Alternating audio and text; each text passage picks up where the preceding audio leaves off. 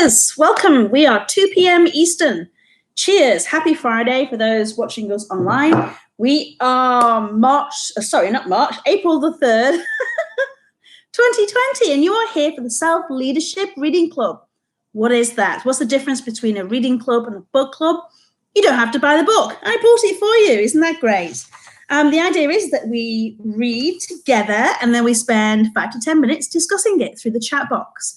In order to comment, you do need to be signed in, but you'll see there's a chat feature there. We are reading Jack Canfield's book, The Success Principles, and we are currently on Principle 8. My book flipped to Principle 9. Principle 8. If you haven't seen the previous episodes, we totally invite you to do that. And you can also subscribe to the email show notes and also the reminders of the course. So here we go, Principle 8. What is that all about? Chunking it down. Why is chunking it down important? Well, if you were on last episode, you will totally know why, because that was all about setting superior goals. Let's see what Jack Canfield has to say. The secret of getting ahead is getting started. The secret of getting started is breaking your complex, overwhelming tasks into small, manageable tasks, and then starting on the first one. Mark Twain said that. It sounds super simple, doesn't it? It really is that simple. We'll take a look at it in more detail. Sometimes our biggest life goals seem so overwhelming, we rarely see them as a series of small, achievable tasks. But in reality, breaking down a large goal into smaller tasks and accomplishing them one at a time is exactly how any big goal gets achieved. So after you've decided what you really want to do and you've set that measurable goal with specific deadlines, the next step is to determine all the individual action steps you will need to take to accomplish your goal. So how do you chunk it down? Well, there are several ways to figure out the action steps you will need to take to accomplish any goal. One is to consult with people who have already done what you want to do and ask what steps they took. We'll go into too much detail on that on this episode because next episode is about following other successful people. So let me bypass a little bit of that. Remember that it's okay not to know how to do something. It's okay to ask for guidance and advice from those who you do know. Sometimes you can get it for free, and sometimes you have to pay for it. Get used to asking, can you tell me how you go about doing that? Or what do I have to do? Or how did you? Keep researching and asking until you can create a realistic action plan that will get you from where you are to where you want to go. What will you need to do? How much money will you need to save or raise? What new skills will you need to learn? What resources will you need to mobilize? Who will you need to enroll in your vision? Who will you need to ask for assistance? What new disciplines or habits will you need to build into your life? A valuable technique for creating an action plan for your goals is called mind mapping. And just to remind you, for those who are on yesterday's live or get the show notes, I'm more than happy to share my goal setting worksheet, which will really help you look at your goals and take massive action on this. But this mind mapping is absolutely brilliant. It's something that I've been doing for a long time too. Let me share it with you. So mind mapping is a simple but powerful process for creating a detailed to-do list for achieving your goal. It lets you determine what information you need to gather, who you'll need to talk to, what small steps you'll need to take, and how much money you'll need to earn or raise. The original mind map I created for my audio album is provided in the book. Now, if you go and search Jack Canfield mind map, he'll be able to show you a visual of that. And if you get the show notes, I'll send you a copy of it. So basically, in the center circle, you jot down the name of your goal. In this case, so let's do it together here. You get a bit of scrappy piece of paper. My posh pants. Okay, so let's say our goal is the reading club. Okay, so I'm going to write that in the middle. So here we have, in a circle, the reading club. Now, this is going to be a very, very simplified version of this. Yours is going to be much prettier. Okay, on the outside circle, we're going to divide the goal into the major categories of the tasks you will need to accomplish to achieve the greater goal. So in this case, it would be the book to choose, when to do the episodes, on what channel do I do YouTube, Facebook, Instagram, do I do Zoom, who is my target audience, who am I going to invite, how will I invite people, and how will I follow up? Will I send show notes? reminders, things like that. So now we have it broken down that little bit more. Then you're going to draw spokes radiating outward from each mini micro circle and label each one on separate lines to connect the mini circles. So for example, under book, I would research different leaders to follow. I would ask for suggestions. For example, when I would look at key times online, I looked at when I'm available.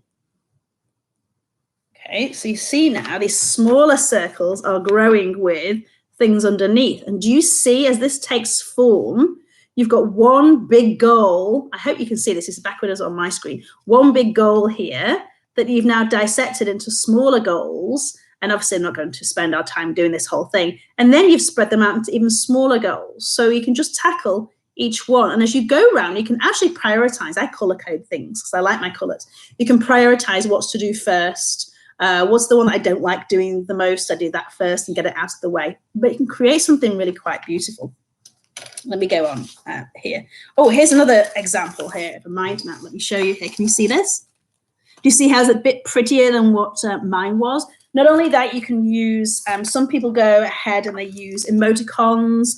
Some people use color coding. Some people use, color coding is great because, so for example, I have blue for things that make money. I have orange for things that involve my family. Pink is things that's just for me. So you can do things around what's going to take the most time, the smaller things, the more important things, the more urgent things, you can do that. Some people use stickers for the mind map. You can use a great amount of technology for mind mapping too. In fact, I'm going to write this down. I'm going to send you some, if you are subscribed, and if you're not already, it's here in the YouTube comments there, the description. I'm going to send you some example of some really great free software you can do mind maps with. It's great. So now you've completed your mind map for your goal. Woohoo! And we'll talk a bit more about mind mapping. My phone's just blowing up here with comments. If you are looking to comment, you need to log in so you can comment directly here on the YouTube.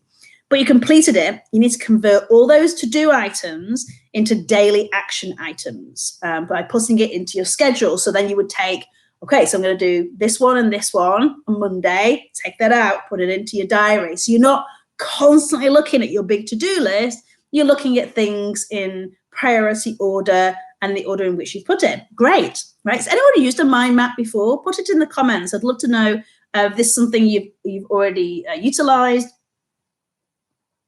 something you've already had great results with. Please pop it in the comments there. I'd love to hear that. The goal is to stay on schedule and complete the most important things first. In his excellent book, Eat That Frog, 21 Great Ways to Stop Procrastinating and Get More Done in Less Time, which is a really great book, by the way, Brian Tracy reveals not just how to conquer procrastination, but also how to prioritize and complete all your actionable items. In his unique system, Brian advises goal setters to identify the 1 to 5 things you must accomplish on any given day, and then pick the one thing you absolutely must do first. Thanks for Rowena. So you have used one. Tell us why you felt it was successful. I'd love to know that. One other thing you could do is plan your day the night before. I actually take my whole mind map and I plot it into like a weekly calendar, so I can see weekly at a glance, but you can do what works for you. If you plan your day the night before, making a to-do list and spending a few minutes visualizing. Remember this visualization. We've talked about it pretty much every episode up until now. Visualize exactly how you want your day to go. Your subconscious mind, remember it's the reticular activating system, will work on those tasks all night long. It will work on it in your dream. If you think of creative ways to solve any problem, overcome an obstacle, and achieve your desired outcomes, and if we can believe some of the newer theories of quantum physics, it can also send out waves of energy that will attract the people and the resources that you need to help you accomplish your goal. Now, this sounds really, really far-fetched, but I'm telling you from absolute experience, this works. Vibrational, and everything is energy. Whatever you put out is going to come back to you. So if you're putting out positivity, and I'll give you an example of this. I put it out there last, let me think, this was June, July of last year. And I said, this year, I'm going to get on stage with at least 500 people in for me. It's going to happen. I can visualize it like this. I actually drew it out. I put it onto my board right directly in front of me at the office. I constantly see it. I'm constantly thinking about it. I'm looking for opportunities. Lo and behold, an opportunity came down. And then I spoke in front of, there was just over 400 people at Disrupt HR in Ottawa.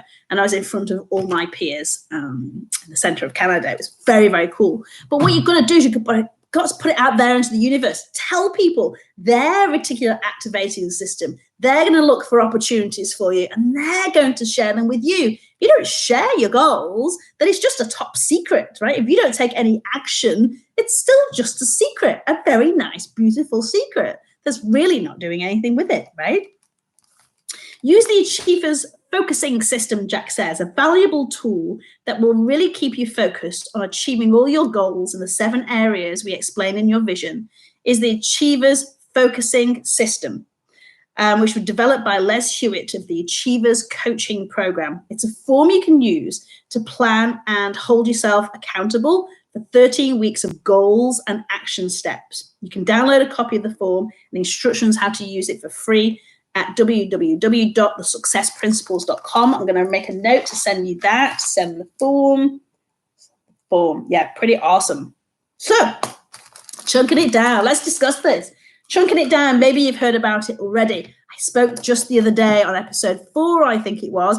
It's like buying the biggest pizza at Domino's, right? And then getting it and going, that looks really big. I didn't think it would be that big. And you feel full before you've already eaten it. Has anyone ever had that experience? Right? You don't want to have that. Take a slice off, take it away from the pizza and eat it. You're going to get more enjoyment by doing that, right? It's this over fence. Sometimes we can get sensory overload, like people who get excited about going to Las Vegas, but then go straight away at night and go into all the places and they actually feel really dizzy and they can't appreciate it. Go into one place. Appreciate the one place, go into the next one. Take your time. There's a great phrase, it's a cheeky phrase. It says, slowly, slowly catch the monkey. You want to catch a monkey or catch a chicken or anything that runs very fast, you're going to have to do it really, really slowly, right? You want to appreciate it. Rowena shares that mind mapping helped make my goal more achievable and breaks my goal into smaller steps. Yeah, so great. Thank you so much for sharing that. It really does. And for those who are really visual people, I know I am. We know we've talked about this frequently on the episodes. I'm a really visual person, so I like to see things visually. I was looking up just a couple of nights ago, Al Gore uses mind maps, Bill Gates uses mind maps. This is not just something new. It's been taught for students for years. Let me tell you, this was, and I looked it up specifically and I wrote it down. Where did I write it down? It can be traced back to the 3rd century BC. 3rd century BC. This is not new. This is not a new psychology thing. People have been doing it for years. Aristotle did it. It's a way of organizing your thoughts too, especially maybe even if you like journaling. Who likes journaling here, right? It's a great way of taking things out of your brain because your brain doesn't think linear, okay? It's not like bullet point, bullet point, bullet points, okay? It actually has pathways to different achievements, different thoughts, different milestones. So a mind map actually beautifully describes how your brain's looking at it. So if you're visually putting it out there, it helps your brain. A couple of ways it helps your brain I've been writing down here. It encourages you to be more enthusiastic about the tasks. So if you look at it and it looks like this one looks a bit boring. For example, I wish I had a better one to show you. This one looks a bit boring, but imagine it was color coded and really, really nicely box squared in, or it had stickers for prioritizing and it had colors on it and it was bigger and it was in a frame and it was close to my desk. It's going to constantly motivate me, inspire me to get going on my tasks, right? So that enthusiasm, it mirrors the brain functions. We've already talked about that on the basis of association. Ooh, it improves your long-term memory too. So have you ever noticed, sometimes you can try and recollect something and you can spot a visual person by them kind of going, like the answers on the sky, or like the answers down below, right? You can spot them a mile off. If you try and recollect something, sometimes your brain actually recollects. So for me, for example, when I'm presenting my training, I can almost vision the slide that I've designed, the notes that I put underneath, and I can take that as like a snapshot, a photograph. So visual representation is really good. So if you're thinking of something, you can be like, well, under that circle, there's this. Excuse me a second. Just come out of the picture a second. Yes, sweetheart. Can you give me 5 minutes? I'll be right there. Then I'm going to help you in 5 minutes, okay? Thank you, sweetheart. As you can tell, this is during COVID-19. We don't have children around. That was my young son. Yeah, so it mimics, your brain can actually pick up on images. Some people can actually recollect pages of books. Isn't that something? Can you imagine being able to do that? It is an effective study technique for years. I mentioned it before. In universities and colleges and schools, high schools, they're encouraging mind mapping because it helps the brain, the muscle memory. It's a really great way of recollecting knowledge when you need it for an exam or a practicum or something like that. So definitely take a look at that. Creativity actually fosters a faster way of generating better ideas, brainstorming. That's why the sticky note, oh my goodness, the guy that created, or the girl that created the sticky note must be just rolling in cash right now, because have you ever brainstormed with sticky notes? Yeah, have you ever done that? It's quite something. So you might say, oh, the yellow is ideas, the blue is costs, the greens of this, or whatever it is. And you can mind map. And people right now, I'm telling you, if you are stuck at home right now, this is during COVID-19 for you, take, like, I've got a beautiful big window, but like I'll draw out my blinds and I'll use the window and I'll stick it all over. I have big mirrors in front of me here too. Makes me sound very vain. I've got big windows and mirrors everywhere. I'm really not. You sticky notes. I know people that are using old lipsticks, right? And they're getting creative on glass and mirrors and canvas and you know, get your kids, like right in front of me here, I have paints. I have a massive bucket of colors. Stuff like that. Give yourself the opportunity of being creative, because your brain loves it, loves creativity, loves colors, loves things to be segmented. So if you are chunking something down and making it more manageable, make it directed into different colors. I'm going to be with you in just 1 minute, okay? Just 1 minute. Other things to think of as well, and I'll leave you with this because I'm going to be finishing in just 2 minutes. And feel free to put any questions here in the comments. Is that your brain can actually only take on 7 things at any one time. Did you know that? 7 things, which is why we feel this overwhelm. So if you've got more than 7 things that 7 projects, 7 things to cook at once, 7 questions you've been asked by your children, 7 of anything. I feel like that guy who's on the news right now with a kid hiding behind me. Jack, just give me a minute. I'll be right with you. Okay, you can only handle 7 things. So if you're putting more things and more things and more things onto your list, telling you now, this is where overwhelm comes in, and you don't want that to happen. So I invite you to think about taking one of your goals, chunking it down into manageable pieces. Please subscribe. I will send you in the show notes the form from Jack Canfield, some mind mapping information as well. I thank you so much for joining us. There's Elmo in the background. Thank you so much for joining us. And I look forward to our conversation tomorrow, where we'll be looking at success principle 9, which will give you a sneak preview, is success leaves clues. And I quote that all the time. So I'm really excited about that kind of conversation. I wish you well and have a great weekend. We are Monday to Friday, 2 p.m. Eastern. Please subscribe if you want email notifications. Until next time, I'll see you now.